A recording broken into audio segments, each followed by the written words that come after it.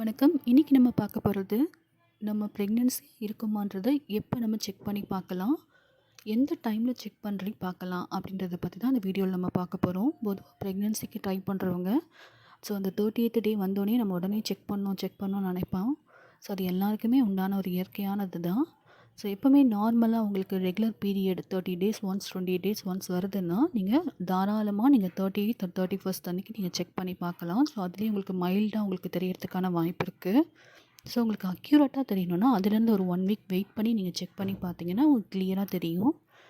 சில பேர் வந்துட்டு ஐயுஐ அண்ட் ஐவிஎஃப் பண்ணியிருப்பாங்க. ஸோ அவங்கள மாரி ஆளுங்க வந்துட்டு ஆல்ரெடி டாக்டருங்க இன்ஃபார்ம் பண்ணியிருப்பாங்க. 15th டே அன்னைக்கு நீங்கள் பிளட் டெஸ்ட் எடுக்கணும் அப்படின்னு சொல்லிட்டு. ஸோ நீங்கள் ஹாஸ்பிட்டல் உங்களுக்கு லாங்கில் இருக்குது, உங்களால் போக முடியலனாலும் பக்கத்தில் இருக்க லேபில் கூட நீங்கள் இது மாதிரி வந்து பீட்டா ஹெச்சிஜி டெஸ்ட் எடுத்து பார்க்கணும் நீங்கள் சொன்னீங்கன்னா அவங்களே செக் பண்ணி சொல்லிடுவாங்க.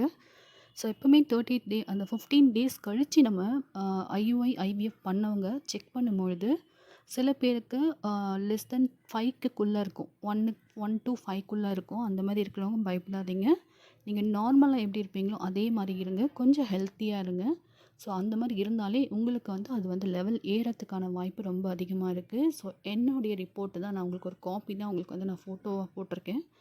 ஸோ இதை நீங்கள் பாருங்கள். உங்களுக்கு அந்த டீட்டெயில் புரியும். அப்படி ஏதாவது புரியலன்னா கமெண்ட் பாக்ஸில் கமெண்ட் பண்ணுங்கள். ஸோ நான் உங்களுக்கு இன்ஃபார்ம் பண்ணுறேன். யாருமே வந்து ப்ரெக்னன்சி ட்ரை பண்ணுறவங்க நர்வஸ் ஆகாதீங்க, டென்ஷன் ஆகாதீங்க. எவ்வளோக்களவு நம்மளால் முடியுமோ நம்மளை ஹாப்பியாக